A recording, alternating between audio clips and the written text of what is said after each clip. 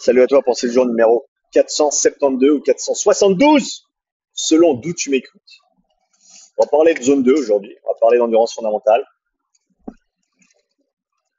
et des différentes adaptations que peut engendrer ce travail d'endurance fondamentale au niveau central et au niveau périphérique. On va parler de différentes modalités, le vélo à bras, le ski erg, le rameur. J'ai eu de super échanges le week-end dernier au French Throwdown avec plein de monde, mais surtout avec Jocelyn. Jocelyn de Viking Training. Merci pour la chouette casquette, Jocelyn. Merci à toi et toute ton équipe pour votre accueil. Et comme je te l'ai dit en personne, c'est toujours génial de pouvoir échanger avec toi. Et une des choses que j'aime bien avec Jocelyn, c'est qu'il n'a pas peur d'aller à l'encontre de ce que j'ai à dire. Et pour créer des diamants, il faut énormément de pression. Et donc la friction des idées, c'est ça qui, à mon avis, amène énormément de richesse dans les échanges. Et le fait d'aller à l'encontre d'une idée, bah, ça permet à la personne qui met l'idée initiale en avant de se remettre en question, de trouver un meilleur angle, d'optimiser et de véritablement évoluer. Et ça, c'est toujours quelque chose que j'apprécie énormément avec Jocelyn, c'est que ces questions sont extrêmement pertinentes, toujours pointues et me forcent à pousser mes réflexions plus loin. Et ça, j'apprécie énormément. Au plaisir de recevoir Jocelyn sur le podcast à nouveau. On en avait fait un il y a belle lurette, comme on dit. Si ça te branche que je reçoive Jocelyn Chanet à nouveau sur le podcast, laisse-moi un commentaire. Plus il y a de commentaires, plus je serai obligé de l'avoir. Donc, n'hésitez pas à vous faire plaisir dans les commentaires sous cette vidéo. Adaptation centrale et périphérique, donc le sujet du jour au niveau de l'endurance fondamentale. De quoi je parle? Différents types d'entraînement vont avoir différents effets sur l'organisme, comme concept de base. Et si on veut dissocier ou si on veut catégoriser, on peut dire qu'il y a des adaptations qui sont centrales et des adaptations qui sont périphériques. Qu'est-ce que je veux dire par là? Les adaptations centrales, c'est au niveau du système nerveux, au niveau du cœur, au niveau de la circulation, au niveau du transport d'oxygène dans le sang, hémoglobine, volume plasmique, etc. Et de l'autre, on a la périphérie, donc les muscles pour faire très simple. Les capillaires, qui sont l'interface entre la circulation et le muscle, c'est un peu des deux. C'est dur de le mettre dans une catégorie ou dans une autre. Mais quoi qu'il arrive, on va le mettre au niveau périphérique parce que bien entendu le capillaire va être spécifique au local de là où il est développé. Si tu développes tes capillaires dans les jambes, c'est au niveau de la périphérie des jambes que ça va avoir un impact, mais pas seulement. Et je reviendrai là-dessus lors de la vidéo. Ce travail d'endurance fondamentale va avoir un effet à tous ces niveaux en fait. Au niveau central, on le sait, hein, un tonus parasympathique au niveau autonome plus important, donc un meilleur équilibre nerveux pour parler très simplement. Euh, ça vient de me venir à l'esprit, donc c'est pour ça que j'ai eu un petit temps de pause. Je ne sais pas si l'endurance fondamentale engendre, bah oui, bien sûr, tu as une économie au niveau du contrôle moteur des muscles qui sont recrutés et utilisés durant cette endurance fondamentale. Donc une économie plus importante du mouvement. Ça, c'est quelque chose dont je ne parle pas assez. C'est bien que tu m'aies aidé à le mettre en avant. Merci pour ta participation à cette pensée du jour. Parce que si j'avais pas fait cette pensée du jour, ben, j'aurais pas eu cette petite idée.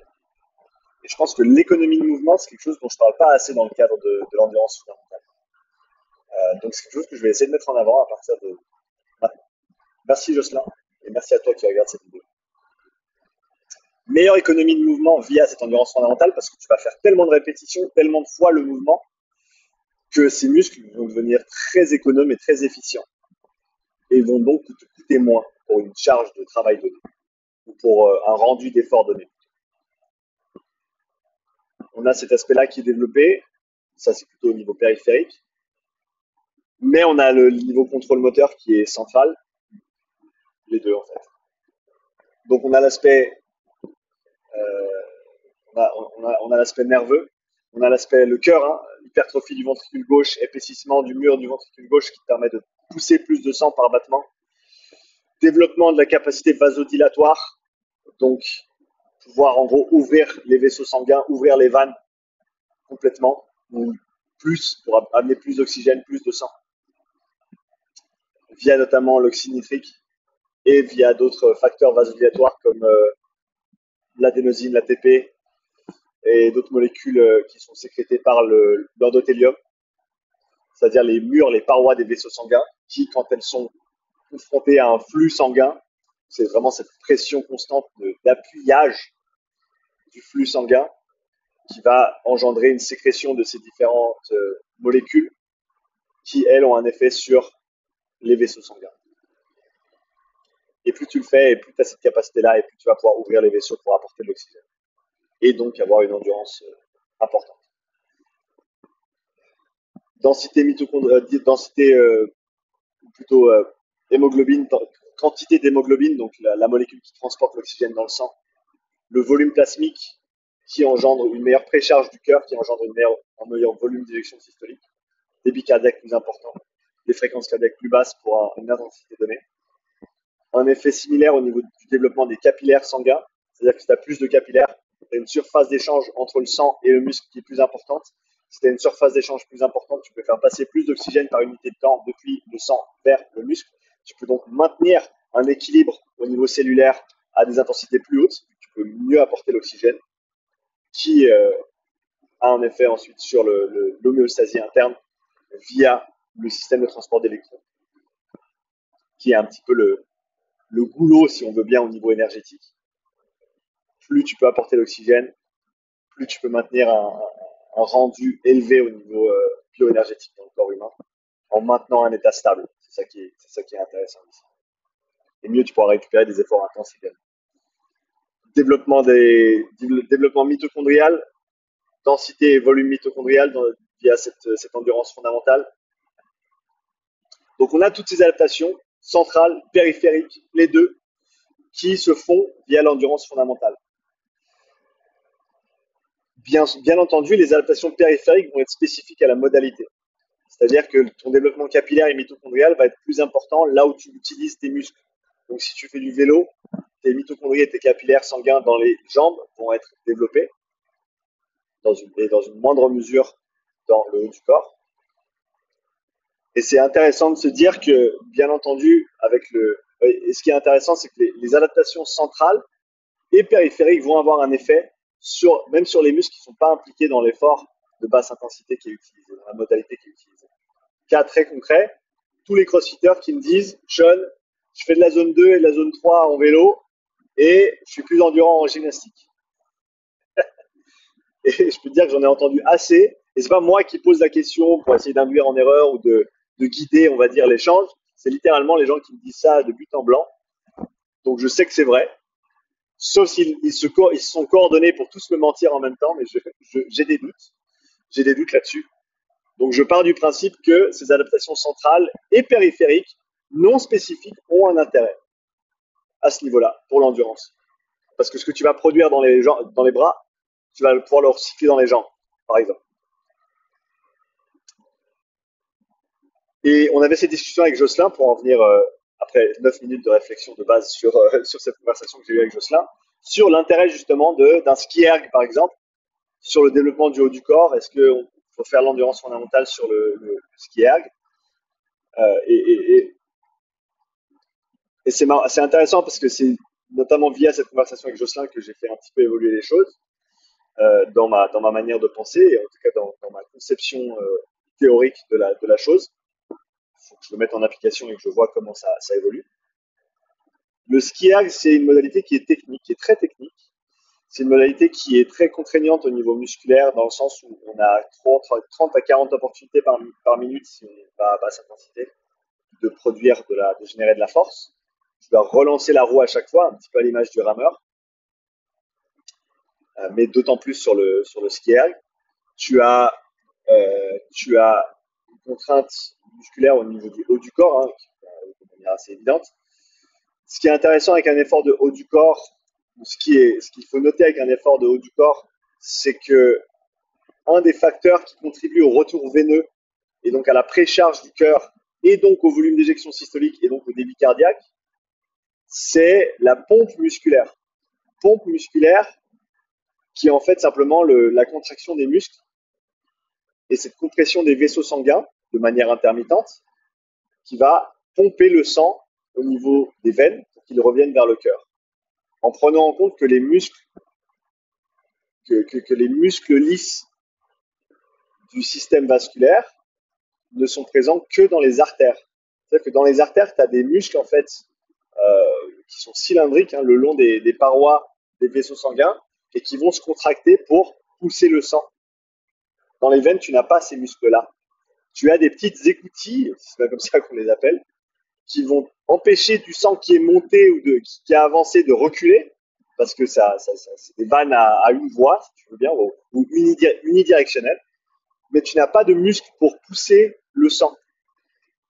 Tu as par contre les muscles qui se contractent, notamment les muscles du bas du corps, qui contribuent en très grande partie à cette pompe musculaire pour faire revenir le sang vers le cœur. Et cette pompe musculaire, elle n'est pas sollicitée dans un effort qui ne sollicite que qui n'implique que le haut du corps. Donc tu as ce développement central est beaucoup moins important dans un effort de haut du corps qu'un effort de bas du corps. C'est pour ça que les gars avec qui je bosse qui font du vélo à bras sur les bateaux, ils font pas mal de vélo aussi. Parce que les adaptations centrales vont être très intéressantes sur le vélo pour complémenter les adaptations spécifiques sur leur vélo à bras. Et dans ce cadre-là, le skieur qui est contraignant au niveau technique, qui est difficile à mettre en place à basse intensité, je pense qu'on peut se permettre de faire du travail de type zone 3, zone 4 sur le ski, tant qu'il est complémenté de manière intelligente avec du vélo, pour avoir un développement global intéressant. On peut notamment alterner, je pense, par exemple, 3-4 minutes de ski, 12-13 minutes, 11-12 minutes de vélo. Le ski en zone 3, donc ça va piquer un peu les bras, mais tu vas pouvoir gérer ton effort au niveau respiratoire. Et de la zone 2 au niveau du vélo pour récupérer, pour recycler, pour redescendre un petit peu en intensité. Je pense qu'on peut avoir un développement global très intéressant en mixant ces modalités de cette manière-là. Et ça, tu vois, c'est quelque chose auquel j'avais pas nécessairement pensé, en tout cas pas sous cet angle-là. Mais je pense que c'est pertinent et je vais le mettre en application dès la semaine prochaine et voir comment les choses évoluent en allant de l'avant. Le rameur, je le mets un peu de côté dans cette conversation simplement parce que c'est une modalité technique, tout comme le ski, qui est à corps complet bien évidemment, mais qui, à mon avis, peut demander une conversation entre guillemets séparée. Cela dit, tout ce que je viens de mentionner là est très très complémentaire au rameur. Hein. Notre ami Vincent Foulonneau, qui suit en général toutes mes pensées du jour, et qui est, je pense, à l'heure actuelle, le recordman de commentaires sur les vidéos de la chaîne Obsession. Donc merci et bravo à toi Vincent. T'es un boss. Vincent qui fait du rameur à haut niveau, hein, il est champion de France sur 500 mètres, dans sa catégorie master. Il vient de taper un PB sur 300 mètres il y a une semaine, si je ne me trompe pas. Et de s'y dire, tout le travail qu'il fait en zone 2, en zone 3, contribue grandement à ses performances. Il fait du ski erg en zone 3 notamment. Il fait du bike erg ou du vélo en zone 2 et en zone 3. Et il fait des gros sprints de bourrin en rameur. c'est un petit peu ça. C'est un petit peu ça. Donc je pense que tout ce travail est très très intéressant et que le travail de zone 2 en ski erg n'est pas nécessairement à être recherché dû aux différentes contraintes que j'ai citées aujourd'hui et donc de la difficulté à maintenir une intensité basse véritablement sur cette modalité d'entraînement. Et donc j'espère qu'avec cette petite réflexion, tu as quelques clés pour explorer ces différents types d'entraînement et peut-être les mettre en place de ton côté. Si tu le fais, n'hésite pas bien entendu d'ici 2-3 mois à me faire un petit retour dans les commentaires de cette vidéo, parce que c'est toujours intéressant pour moi d'entendre les retours des, soit des gens qui ont participé à mes programmes d'entraînement ou qui ont mis en place des concepts dont j'ai parlé sur la chaîne ou dans des podcasts ou autres. Moi, j'ai énormément à y gagner de savoir ce que tu as mis en place et de savoir comment ça s'est passé. Et si ça fonctionne pas, dis-le moi, tu vois. J'ai fait ça, tu m'en avais parlé. Malheureusement, j'ai pas eu d'apport positif, de changement positif. C'est important que tu me le dises aussi parce que moi, ça me permet de rediriger ensuite mes réflexions et mon travail sur des choses qui fonctionnent. Donc, merci pour ta contribution. Merci pour ton attention. Je te rappelle que la semaine dernière, on a lancé Academy, la plateforme professionnelle francophone pour les pros du sport et de la santé, avec à la clé un forum d'échange en ligne, des webinaires exclusifs, du contenu exclusif, des questions-réponses chaque mois et plein d'autres belles choses qui vont venir s'ajouter à cette collection au fur et à mesure. C'est tout jeune, c'est tout petit pour l'instant, mais l'intention c'est de grandir cette plateforme pour qu'elle devienne la plus grande plateforme d'éducation continue pour les professionnels du sport et de la santé. Si tu veux rejoindre l'aventure, lien dans la description, je me réjouis de te voir là-bas. Merci encore d'avoir regardé cette pensée du jour. Je te dis, prends soin de toi et à bientôt pour la prochaine.